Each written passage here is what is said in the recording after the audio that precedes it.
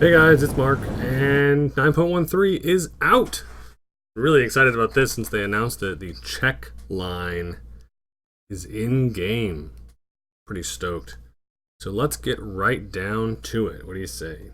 So the first thing we're going to look at, right, is the Czechoslovakian medium tanks. Tiers 1 through 10.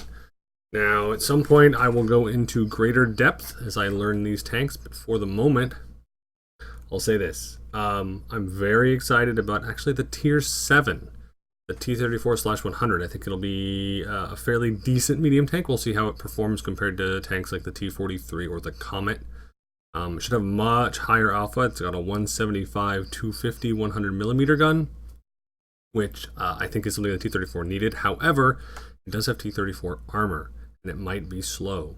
We'll see if it can compete at Tier 10 or Tier 7 against some of the other Tier 7s that are out there, mainly like the medium tanks, so Panthers, Comets, T-43s, T-20, those kind of tanks. T-34-1, sort of thing. All right, moving on, we all got a free tank slot. Hooray! Because we all got a Tier 1 light tank. HD. USSR, so we got KV3, KV5. Both the KV3 and the KV5 got armor changes. The KV3's turret is stronger, but the armor value at least is stronger, but because the sloping is different, it actually appears that from the front at least, it might have gotten a slight nerf just outside the gun mantlet. The KV5 got a significant buff between 20 and 30 millimeters at every point, including the R2-D2 turret. The radio turret. So the KV2 is going to be a tougher beast to kill. You're going to need 180 pen to get through that front turret rather than 150, which is what you needed before. Let's see. Germany, the Lux got a buff. Not a buff, but an HD, which will be nice. That's one of my favorite tanks. Priest, T29, T30, T54E1, and T95E6 for US. I'm assuming these are just subtle changes. I haven't seen anything major. Although if the HD tanks are any indication, the T29 and T30 probably both got very, very slight buffs to their turret, as the HD means that any errors, anything wrong got fixed, and a lot of times cupolas tend to be smaller, that sort of thing. So probably very, very small buffs there, but nothing major. Let's see, what else do we got? France, so the AC-48 is HD. I doubt there's anything you could do to make that tank any better. The UK, a bunch of low tier stuff, and then the Comet. So Birch Gun Cruiser 1, 2, 3, and 4, Comet, and AT-15A. I'm not surprised they did the Cruiser 1 through 4, since those are basically the same model. So those were really easy to do. I think the Birch Gun uses the Cruiser chassis too, although I could be wrong. And then Comet AT-15A, I think, were just popular tanks. China, the WZ-111, and the Chi-Ha. Chi-Ha, I believe, is the Tier 4. It could be the Tier 3. Regardless, low tier stuff, and then the WZ-111. I looked at this. The 111 also got a slight armor buff with the transfer to HD, although it's very, very subtle. And finally, from Japan, the Hago and the Kini, I believe, are both Tier 4s, although they could be Tier 3s.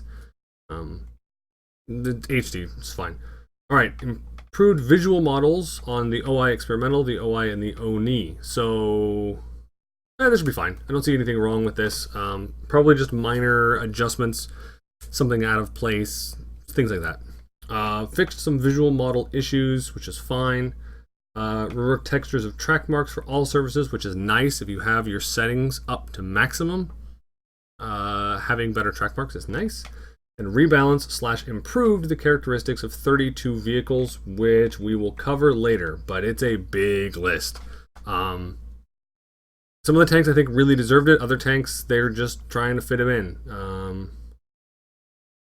For example, so it doesn't say in here the T-54 actually got a buff, but you won't see it because the buff that the T-54 got is to a gun that you'll probably never use from the T-54 or T-44. Yeah, okay, let's keep rolling. All right, so these are the changes in characteristics. Pretty straightforward. So this is the 100mm LB1 gun got a pen buff of 8mm, which will make it more competitive. It looks like they're trying to.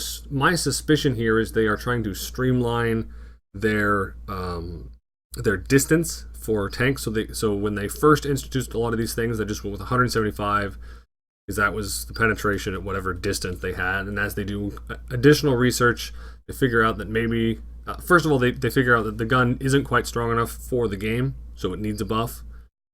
And I would assume that historically it had 183mm of penetration at some distance, so I think it's fine. And again, this affects mainly the T-44 and the T-54 first prototype, which is that premium. Yeah. I don't have a problem with that. SU-100M1, that'll be handy for that, although I'm not sure if that's the top gun the 100M1 gets. I think it is, but I could be wrong. 183-250 will be really nice, especially for the T-44, which I think has been lacking in penetration. That will help that out quite a bit. The Object 430, which continually played second fiddle to, actually third fiddle, because the T-62A and the Object 140 were both superior to it. This will now make it the gun won't be as good, but having an extra 100 hit points and having better durability of internal modules means that the 430 may actually be a choice that you can make for a tier 10 medium Russian tank. All right, moving on to the 122-54. The 100mm got a reload buff, and so too did the 122. This will make the 122-54 a better tank, an easier grind. In general, it just makes it better to get into the 268, I believe is what that one goes into. All right, T10, formerly known as the IS-3. This got an increased traverse speed, decreased dispersion, increased crossing capacity for both sets of tracks. Now, what this is going to mean is that because the T10 plays, it's essentially like a heavy medium, this is going to increase that by increasing its speed and mobility while making it easier to fire on the move. So it'll be able to maintain that role, because the T10 really isn't a heavy tank, not on the same way that like the E75 is a heavy tank, or the M103 is a heavy tank. It's more of a heavy medium. Gun isn't great. I mean, it's a good gun, don't get me wrong. Yeah, I think this is a great change. This is what they're thinking of with the T10 when they talked about it, is that they want the T10 to play more like a medium than it does right now, and this will help it to do that. KV4 has excellent armor, but has problems with the gun, so this will increase the damage from the gun. Both turrets get a gun buff, a faster reload, and faster aim time, which will make the tank much, much better. Additionally, having an extra 50 hit points isn't all that big of a deal, but it can come into play at some point. And finally, the SU-101 gets the 122 M62 S2 gun, which we saw here on the 122-54. So the SU-101 is going to get an excellent gun. An absolutely fantastic gun. Yeah, okay. Changes the characteristics of U.S. vehicles. So this is kind of just an across-the-board kind of thing. They took this this 90mm T-15E2 M2 gun here, which specifically fires this AP M77 shell. This AP M77 shell's penetration has gone from 180 to 190. So this affects a ton of tanks. Every tank that fires this AP M77 is going to see a penetration buff. In addition, they're also changing this AP M318 shell, which you can see affects the T69, goes from 172 to 181. So we're seeing a couple of penetration buffs here for medium tanks. Again, the 46 patent, which I kind of skipped over, we see the buff for the gun or the 90mm, but the 105 actually gets decreased turret traverse dispersion, which will make the M46 patent much stronger, because it will be able to turn its turret and fire quicker than it had in the past. Finally, the Tier 10 M48 patent. Wargaming talked about this a little bit. Because the M48 is considered to be the worst of the mediums, Yeah, sorry, my Steam pop-up is there. Uh, they want to buff some of the softer stats, reload time, aim time, things like that, in order to make it better. I think the gun still has penetration issues at tier 10, and the tank is massive, which is a problem, and not very fast. But this will at least make it so that it will be able to fire quicker. A 1.9 second aim time is insane. I think it's one of the fastest in the game now. And an 8.35 second reload is pretty quick too. And again, this APM 77 we were talking about before, which is kind of the stock gun. I don't know how often you'll see that, except maybe in a stock grind. Unfortunately, I don't have the M48 patent, so I can't state unequivocally how the grind is. But again, this is just that same shell getting a small penetration buff. T95 got a small durability increase. Should let it stick around longer. It still has its problems of being really slow.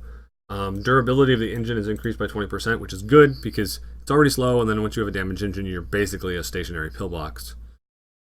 So this means hopefully your engine won't get blown out as quickly by, say, artillery strikes.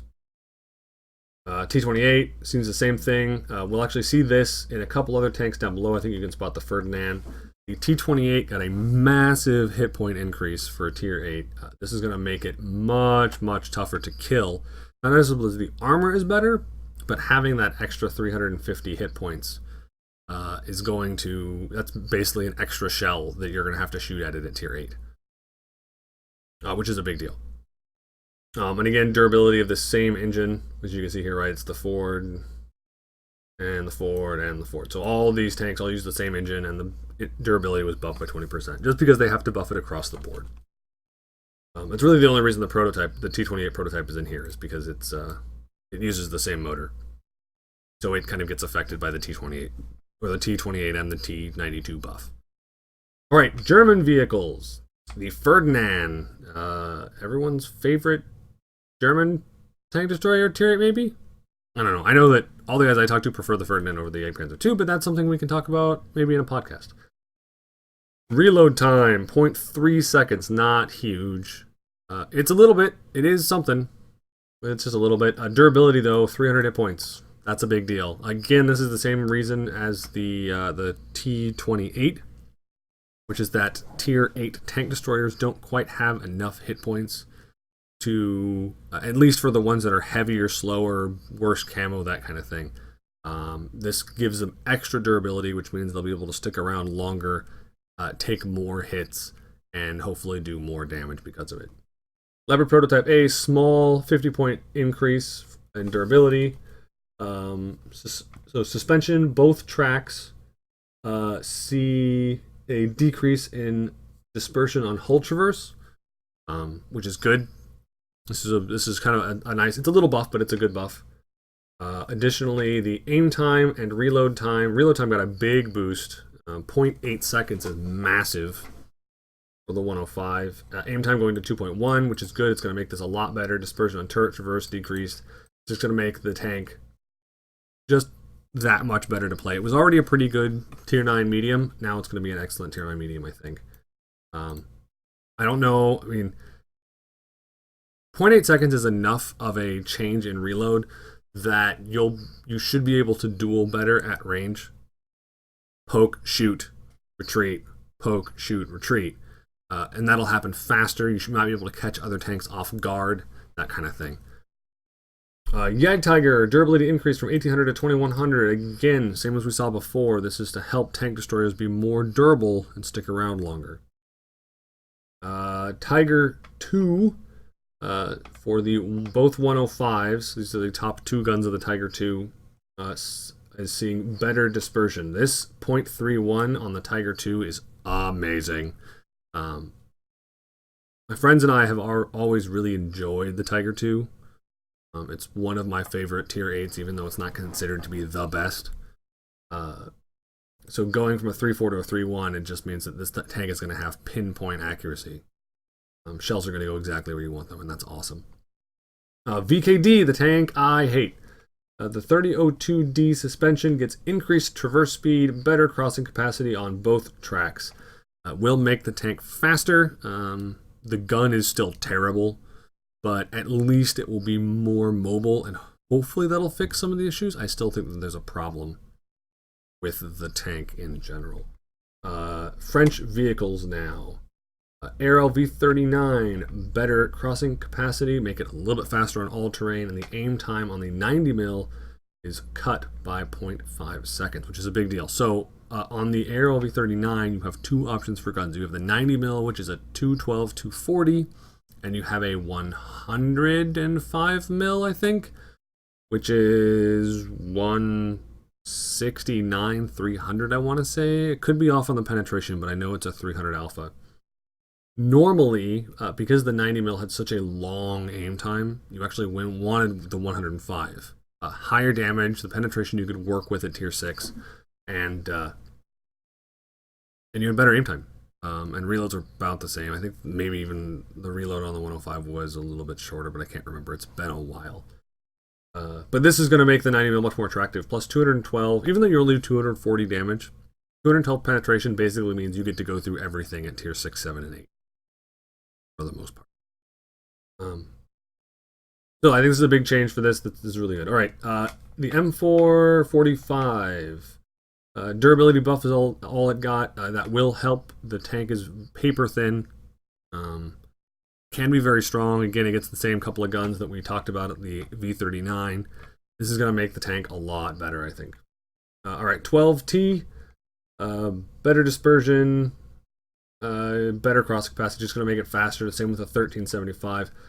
This is something that both of these tanks I think desperately needed. The 12T I think is still going to be too slow, but it is a tier 6 scout, so do with it what you will.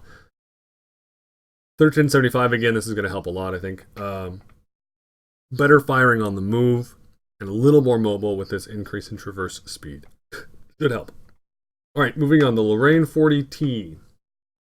Lorraine 40 ton has some serious issues at tier 9 because it has an inferior gun, and because the aim time was so long, 2.7 seconds on the 90 and 3 seconds on the 100, which is, honestly, the 100 is the gun you're going to use in the Lorraine anyways, because 212 just doesn't cut it at tier 9. You really need that 232, 238, something like that, 230 something on the 100 mil.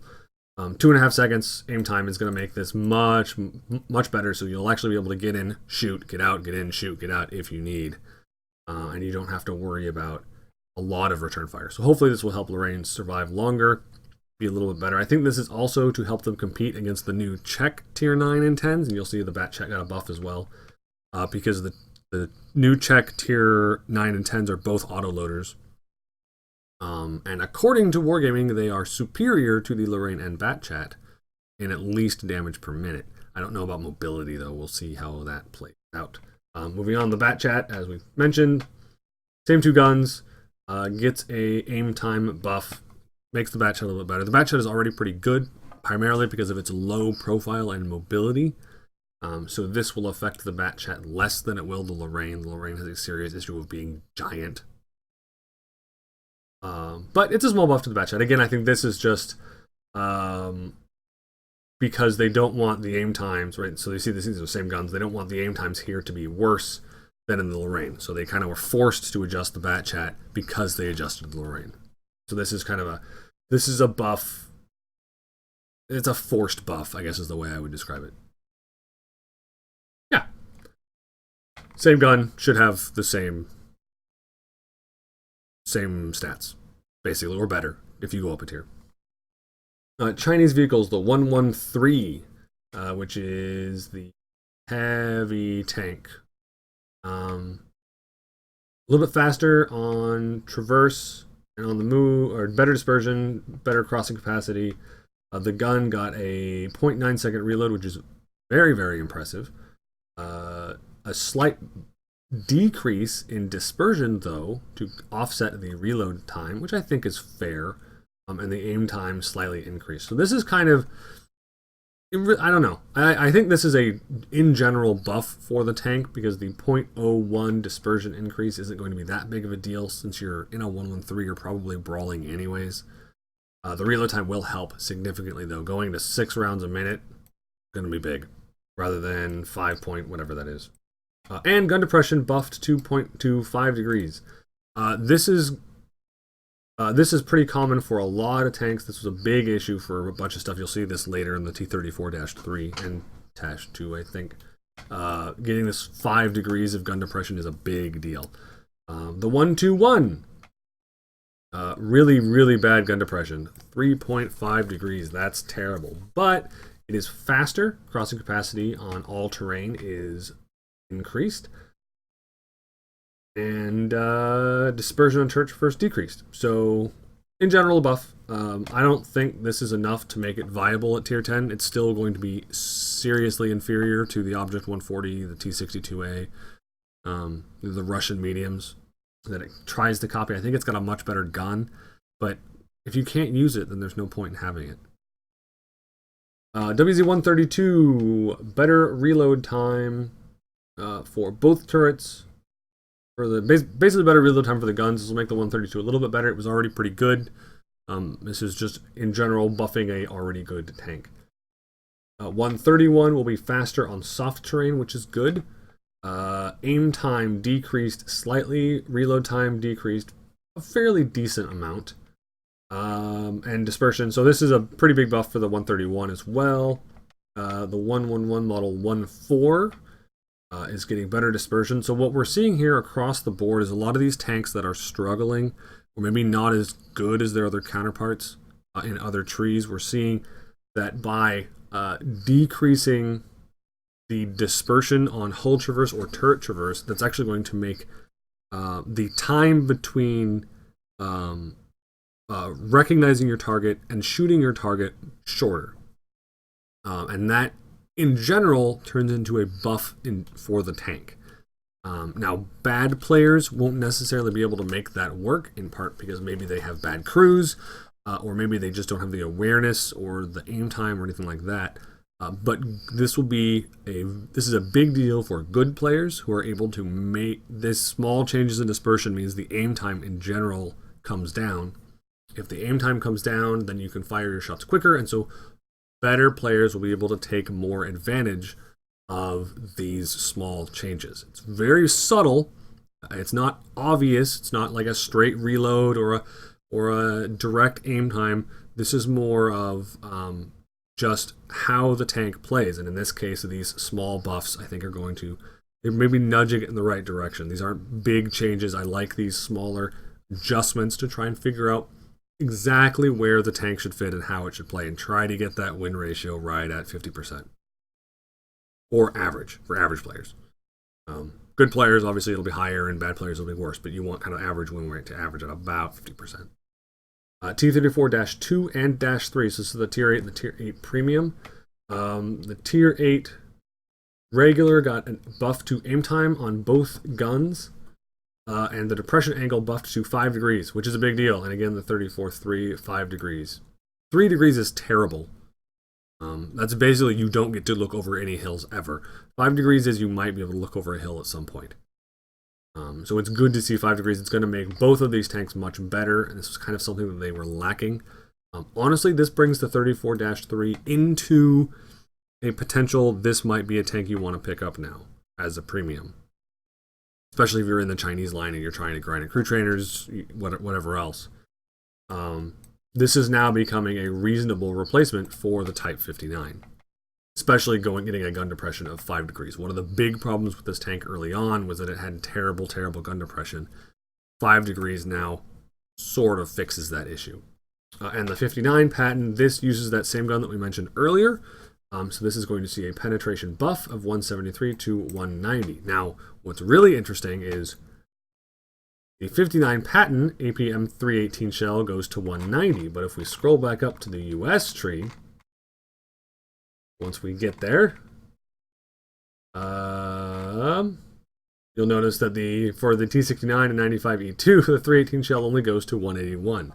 As a matter of fact, unless this is a typo, the 59 patent will have a better shell than the American type.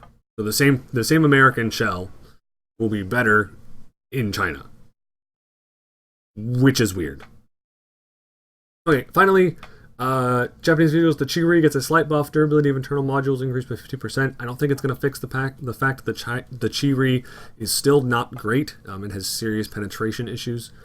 But this will at least mean that you don't get ammo racked or engine blown or everything else because you don't have any armor and things just blow through you like crazy. So this will probably make the tank a little bit better to play, but probably not that much. All right, moving on to maps and objects. Expanded the list of maps available for battles in tier 4 and 5 vehicles. This basically means they're adding some higher tier maps to the lower tier stuff. Reduced the occurrence of Stalingrad and random battles by 4. Which is interesting because I actually haven't seen Stalingrad very much, but I guess it was showing up too often. Pilsen map, which is the new Czech map for random battles and Rampage. I haven't played it yet because I haven't played yet today. Removed South Coast. I think this is good. South Coast was boring. There were basically two ways to, it's too split up. This had so South Coast has the same problem. South Coast, if you're not aware, South Coast is the one that has a big open field in the middle and then the horn with the big mountains in it that the heavy tanks always go down. Basically what the problem with South Coast is the same problem that Dragon Ridge had, if you guys remember that map.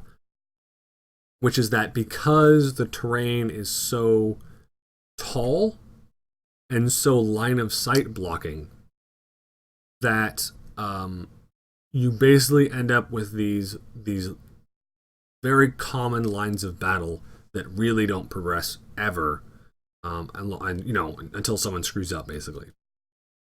And so, because no one really wanted to do it, in the end, what ended up happening is most of the tanks ended up going into the middle, and they would just fight there, where there was only a little bit of cover, but at least you had some maneuverability, because the roads weren't like one tank wide.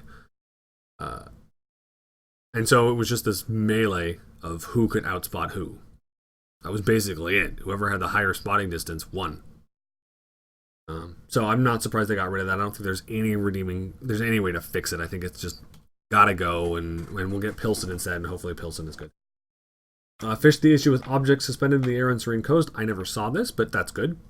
Fix the issue with disappearance of some objects on Berlin when using low graphic settings. So this is a problem that has happened in the past, where I think what they're referring to here is that some objects still exist for one side, but not the other. Yeah, objects should never disappear. So I'm glad they fixed that. Who knows? Refine the lighting of effects on maps. Whatever. Improve some visual effects. Whenever they see visual effects, I'm assuming that they're talking about the artillery barrage. And maybe the planes flying overhead on like Fiery Salient, whatever the original map was called. Prokhorovka, I think. Maybe. And fix the issue with the disordered display of shadows in the building. That's fine. That's probably just some weird code error. All right, moving on to the other then. We're wrapping up here in just a second. Reworked the conditions of personal missions for Rampage, which I haven't played yet. Fixed some issues with the interface in the clan profile, which is fine. Interface. So these are interface stuff, which is cool. I like the new vehicle customization interface. It's very, very nice. Hopefully any issues. I didn't notice any issues, but there must have been some. Fix the occasional issue with awarding of victory points on Rampage. Again, Rampage. I like this. Rental vehicles are now displayed only when Rampage mode is selected. This was really annoying. When you rental IS-7 into your rental, I think it was an Object 140 and your rental 50B, I think it was with the 3. Yeah, I don't give a shit. This is all Rampage stuff. Return to the information about industrial resource earned by members of the clan to the clan profile. I'm not sure why they got rid of this in the first place, but it's nice that it's back. Display of emblems awarded for completion of missions, which is fine. This. Oh my god, I had so many problems with this. I'm glad they fixed it. This was really annoying. When they patched 9.12, right-click and going to view statistics didn't work. Hopefully this now works properly. They must have changed the way it's linked in the code. By the way, Sorting, which is cool. Text conditions of some personal missions, which is fine. You don't need to see all that stuff on the bottom. Voice communication can now be disabled by pressing G instead of Alt-Q. Okay. Fixed saving of camera position in arcade aim between battles. I don't know what that means. Display additional information on the minimap upon pressing Alt. So I don't use this, but I do know that a buddy of mine does. So this will be good for him. This is basically so you can set up your minimap so that when you hit Alt, it will only show, it'll show tank names, that kind of thing, rather because you can set up what your things. My minimap just always shows it all the time, but you can set it up if you want a less cluttered minimap. Fixed display of personal mission awards and service records, subsequent awards section, that's fine. Fix the issues of functionality of the complaint option in the garage. Basically, complaint didn't work once you were out of battle. So if you rage quit or the battle ended and you wanted to complain about somebody, you couldn't after the battle. You literally couldn't. Now you can. Fix the issue with the inability to send an invitation to platoon from the context menu in the battle results screen. I haven't used that, but that's good. Fix an issue with the inability to reconnect to the server when auto-selecting is selected and the session is not yet expired. I have a problem with this. I have crashed out now twice in the last 2 weeks. And obviously it automatically goes to auto, so I just spam click get back into the game. Obviously I'm dead, but at least I'd like to be in so I don't get an abandon or whatever the hell else. But auto, it doesn't throw you back in. It tries to start a new session, and so if you're not in your default setting, so for example, I usually play US East because US East has about 4 times the players of US West. So if I crash out on US East and then I try to log in, it automatically tries to log me into US West, and then it yells at me and says, no, I can't do that. I have to wait for my session to expire, which was stupid. So hopefully now this will actually work properly. And finally, fix the issue where the camera moved under the surface when switching between allied vehicles after the player's vehicle was destroyed. This is basically just the camera kind of doesn't snap anymore. It moves, which is weird. So I think, in fact, what happens is that if you switch to a vehicle and they're on a different elevation than you, perhaps, it moves and then ends up underneath the terrain rather than on top of the vehicle like it's supposed to. That's fixed. Okay, great. So that is basically it. The big deal here, obviously a couple of really annoying things have been fixed, which is great. But the big deal here is the Czech tree. And so today, and probably through the rest of the week, so through Friday, I'm going to be streaming my advancement through. I'm going to start at tier 1. I'm not going to free XP anything. We're going to start at tier 1 and work our way up through, and we'll see how far we get by Friday. Now, it won't be exclusive because, you crash out of battle. A lot of things can happen. So I'll probably be filling it with maybe some German tank destroyers or probably premium to make sure I have enough cash to keep moving. But the basic idea is I'm just gonna stream through. We'll see how far I get. All right, I think that wraps it up for 9.13. As we move forward, I will be able to give a better recap of how I feel about the vehicles. Maybe I'll do that in 2 parts as I get through tier 5, and then maybe 6 to 8, and then 9 to 10. We'll see. But at the very least, we'll talk about the early tanks, and then we'll go from there. All right, that wraps it up. Thank you for tuning in, and I will see you guys in battle. Happy gaming.